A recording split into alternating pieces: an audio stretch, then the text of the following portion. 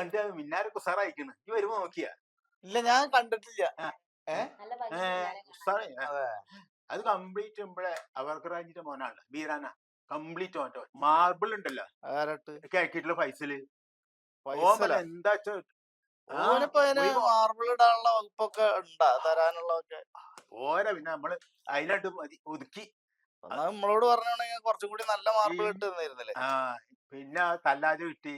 ആ ബ്രിഡ്ജ് ആരോഗ്യ അത് ആരാ തന്നത്?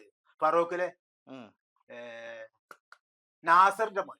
ഓപ്പൊ പുതുതായിട്ട് വന്നപ്പോഴേ ഷമീർ. ഷമീർ. ഓ, ഓനെ അതേ എടുക്കാണ്ടായുള്ളൂ. അപ്പൊ എന്താ കുഴപ്പം വെച്ചാല് ഇപ്പൊ ആൾക്കാര് ഉസ്മിച്ചിട്ട് ഇങ്ങനെ തുള്ളു അവിടെ കിടന്നിട്ട് AC ഒന്നാണ്ട് വെച്ചിട്ടില്ല.